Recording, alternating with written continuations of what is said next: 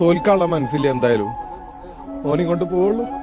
അത് ഞാൻ പറഞ്ഞതേനും ആ വാക്ക് അമ്മക്ക് വലിച്ചു കൊടുത്തിട്ട് അങ്ങനെ ഗംഗാവലി പോയാലിടാ ഉദ്ദേശിച്ചിട്ടില്ല അവരെ. ഞാൻ അപ്പളേ പറഞ്ഞു ലോറിക്ക് അധികം പരിക്കുണ്ടാവൂല, ക്യാബിന് അധികം പരിക്കുണ്ട്, ചിന്നിച്ചിതറൂല. എനിക്ക് ഉറപ്പുണ്ടായിരുന്നു ഓന ആ ക്യാബിന്റെ ഉള്ളിൽ ഉണ്ടാവും. ഞാൻ പറഞ്ഞതാ, ശരിയായില്ലേ?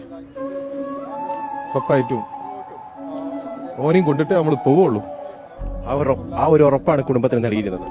അതെ, അർജുന്റെ അമ്മയ്ക്ക് നൽകിയ ഉറപ്പ് പാലിച്ചു. ഞാൻ അവിടെ എത്തിക്കൂ. കഴിഞ്ഞ 2 മാസം വലിയ ത്യാഗം സഹിക്കേണ്ടി വന്നു. തീർച്ചയായിട്ടും ഈ തെരച്ചിൽ വീണ്ടും വീണ്ടും പുനരാരംഭിക്കുന്നതിന് വേണ്ടി മുട്ടാത്ത വാതിലുകളില്ല. ഇല്ല. ഒരു സാധാരണക്കാരനെ കൊണ്ട് എത്ര കഴിയും അതിന്റെ പരമാവധി നമ്മൾ ചെയ്തു. ഒരു ഡ്രൈവറെ കണ്ടെത്തുന്നതിന് എന്തിനു നിങ്ങൾ ഇത്രയേറെ മുന്നോട്ട് ഇങ്ങനെ സമ്മർദ്ദം ചെലുത്തണം എന്നുള്ള ചോദ്യങ്ങൾ പോലും പലവട്ടം നേരിടേണ്ടി വന്നു.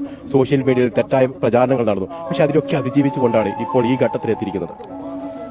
അതെ, തോൽക്കാനുള്ള മനസ്സില്ല എന്തായാലും. ഓനെയും കൊണ്ട് പോവുള്ളൂ.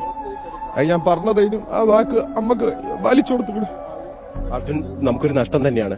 പക്ഷേ നമ്മൾ കൊടുക്കുന്നൊരു സന്ദേശമുണ്ട്. ഒരാള് ഉറച്ചൊരു കാര്യത്തിന് ഇറങ്ങിയാല് അത് സാധിക്കും. അതിന്റെ കൂടെ ആരുണ്ടായാലും ഇല്ലെങ്കിലും അത് സാധിക്കും.